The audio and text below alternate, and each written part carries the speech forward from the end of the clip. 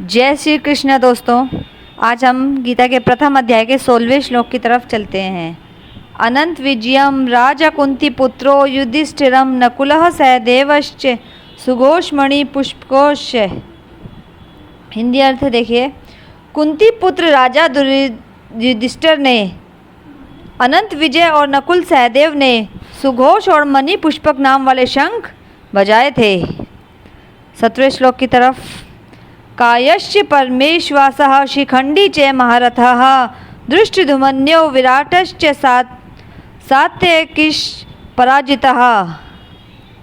18वां श्लोक।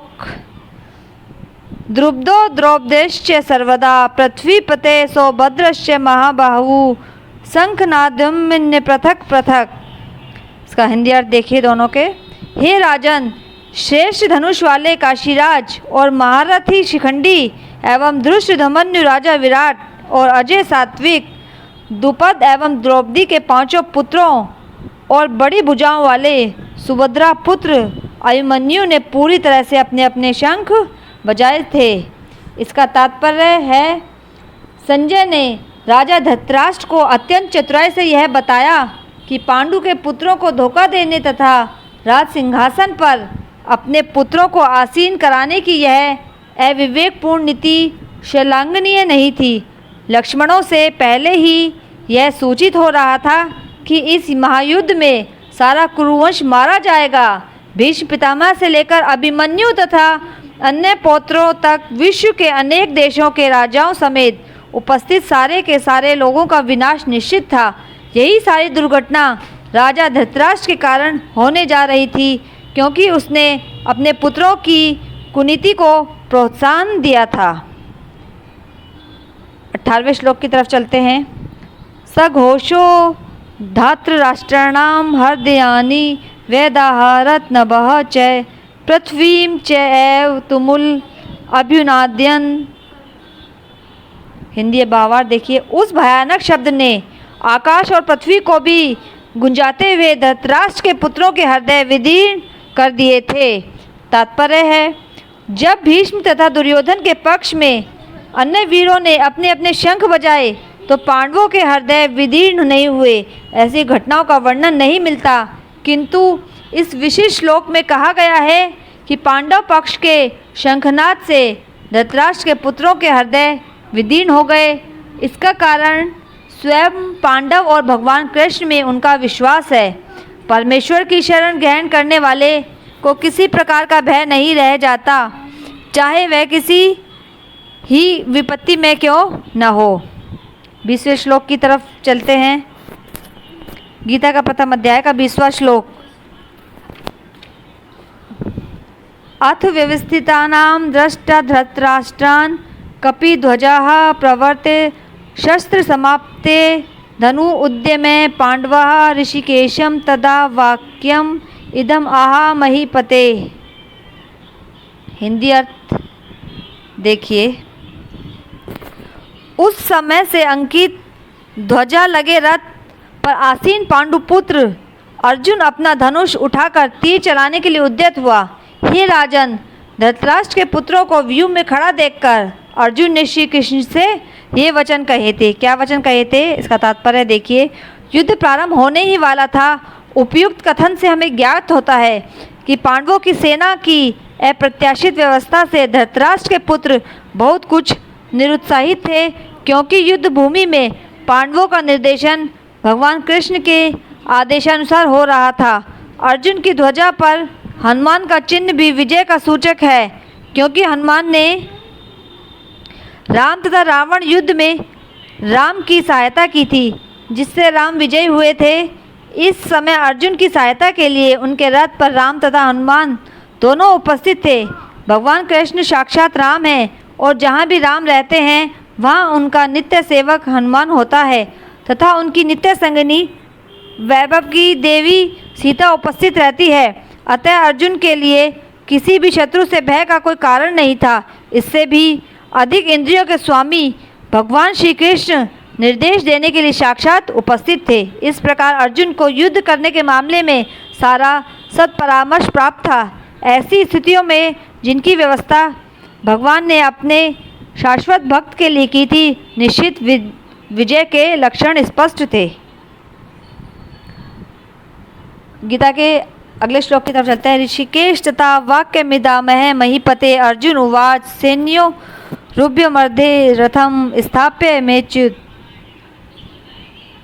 हे राजन, इसके बाद कपिध्वज अर्जुन ने धृतराष्ट्र संबंधियों को व्यूह में स्थित होकर शस्त्र चलाने के लिए तैयार देखकर धनुष उठाकर सबके हृदय के स्वामी श्री कृष्ण से यह वचन कहा, हे अच्युत, मेरे रथ को दोनों सेनाओं के बीच में खड़ा कीजिए। अगले श्लोक की तरफ चलते हैं। यावदेता निरीक्षेऽहं योद्धा कुमान् वस्तिनां कर्मयो सह योद्धवयम् स्मीर्ण रण समुद्ध में। हिंदी अर्थ देखिए। और जब तक कि मैं युद्ध क्षेत्र में स्थित इन विपक्षी योद्धाओं का निरीक्षण न कर लूं कि इस युद्ध में मुझे किन किन के साथ युद्ध करना योग्य है। इसका तात्पर्य है भगवान श्री कृष्ण साक्षात भगवान है, किंतु वे अहूत की कृपावश अपने मित्र की सेवा में लगे हुए थे। वे अपने भक्तों पर स्नेह दिखाने में कभी नहीं चूकते थे। इसलिए अर्जुन ने उन्हें अच्युत कहा है। सारथी रूप में उन्हें अर्जुन की आज्ञा का पालन करना था और उन्होंने इसमें कोई संकोच नहीं किया। अतः उन्हें अच्युत कह कर संबोधित किया गया। यद्यपि उन्होंने अपने भक्त का सारथी पद स्वीकार किया था, किंतु इससे उनकी परम स्थिति अक्षुण्ण बनी रही। प्रत्येक परिस्थिति में भी इंद्रियों के स्वामी भगवान ऋषिकेश हैं। भगवान तथा उनके सेवक का संबंध अत्यंत मधुर एवं दिव्य होता है। सेवक स्वामी की सेवा करने के लिए सदैव उद्यत रहता है और भगवान भी भक्त की कुछ न कुछ सेवा करने की कोशिश में रहते हैं। वे इसमें विशेष आनंद का अनुभव करते हैं कि वे स्वयं आज्ञादात न बने, अपितु उनके शुद्ध भक्त उन्हें आज्ञा दें। चूँकि वे स्वामी हैं, अतः सभी लोग उनके आज्ञा पालक हैं और उनके ऊपर उनको आज्ञा देने वाला कोई नहीं है। किंतु जब वे देखते हैं कि उनका शुद्ध भक्त आज्ञा दे रहा है तो उन्हें दिव्य आनंद प्राप्त होता है। यद्यपि वे समस्त परिस्थितियों में अच्युत रहने वाले हैं।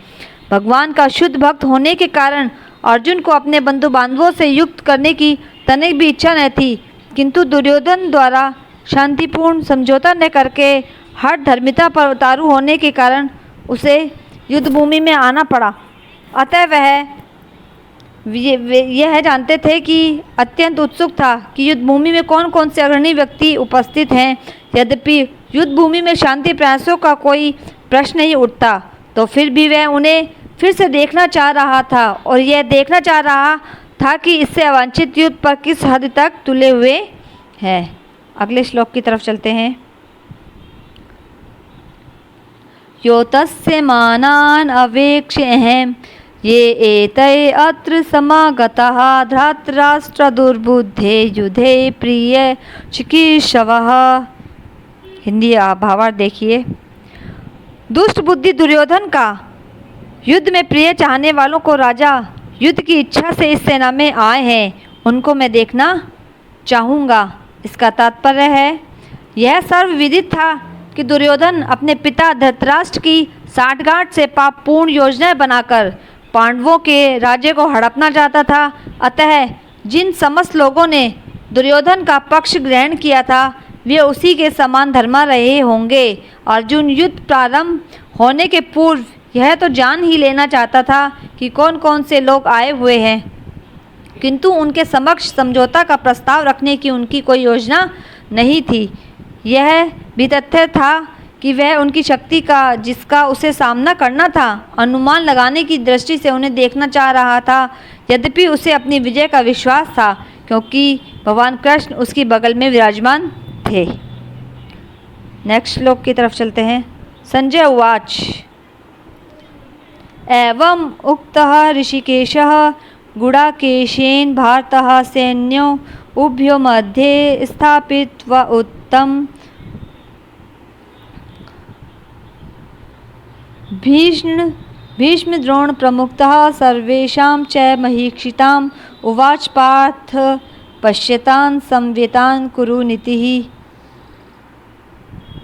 संजय बोले, अर्जुन के द्वारा इस प्रकार कहे जाने पर भगवान श्री कृष्ण ने दोनों सेनाओं के बीच में उस उत्तम रथ को खड़ा कर दिया और कहा, हे पार्थ, युद्ध के लिए एकत्रित हुए इन कौरवों, प्रमुख रूप से भीष्म और द्रोणाचार्य तथा संपूर्ण राजाओं को देखो। अर्थात इस श्लोक में अर्जुन को गुड़ाकेश कहा गया है। गुड़ाकेश का अर्थ है नींद, और जो नींद को जीत लेता है वह गुड़ाकेश हो जाता है। नींद का अर्थ अज्ञान भी है। अतः अर्जुन ने कृष्ण की मित्रता के कारण नींद तथा अज्ञान दोनों पर विजय प्राप्त की थी। कृष्ण के भक्त के रूप में वह कृष्ण को क्षण भर भी नहीं भुला पाया, क्योंकि भक्त का स्वभाव ही ऐसा होता है। यहाँ तक कि चलते अथवा सोते हुए भी कृष्ण के नाम, रूप, गुणों तथा लीलाओं के चिंतन से भक्त कभी मुक्त नहीं रह सकता। अतः कृष्ण का भक्त उनका निरंतर चिंतन करते हुए नींद तथा अज्ञान दोनों को जीत सकता है। इसी को कृष्ण भावनामृत या समाधि कहा जा सकता है। प्रत्येक जीव की इंद्रियों तथा मन के निर्देशन अर्थात ऋषिकेश के रूप में कृष्ण अर्जुन के मंतव्य को समझ गए कि क्यों सेनाओं के मध्य में रथ को खड़ा करवाना चाहता है। अतः उन्होंने वैसा ही किया और वे फिर इस प्रकार से बोले। क्या बोले? समस्त जीवों के परमात्मा स्वरूप भगवान कृष्ण यह जानते थे कि अर्जुन के मन में क्या बीत रहा है। इस प्रसंग में ऋषिकेश शब्द का प्रयोग सूचित करता है कि वे सब कुछ जानते थे। इसी प्रकार पार्थ शब्द अर्थात प्रथा या कुंती पुत्र भी अर्जुन के लिए प्रयुक्त होने के कारण महत्वपूर्ण है। मित्र के रूप में वे अर्जुन को बता देना चाहते थे, चूँकि अर्जुन उनके पिता वसुदेव की बहन प्रथा का पुत्र था, इसलिए उन्होंने अर्जुन का सारथी बनना स्वीकार किया। किंतु जब उन्होंने अर्जुन से कुरुओं को कहा तो इससे उनका क्या अभिप्राय था? क्या अर्जुन वहीं पर रुककर युद्ध करना नहीं चाहता था? कृष्ण को अपनी बुआ प्रथा के पुत्र से कभी भी ऐसी आशा नहीं थी। इस प्रकार से कृष्ण ने अपने मित्र की मन स्थिति की पूर्व सूचना परिहासवश दी है। साथियों, आज का अध्याय यहीं पर समाप्त होता है। अगला अध्याय हम अगली वीडियो में आपको देखने को मिलेगा। अगर आपको पसंद आए तो लाइक, सब्सक्राइब, कमेंट कीजिए। जय श्री कृष्ण।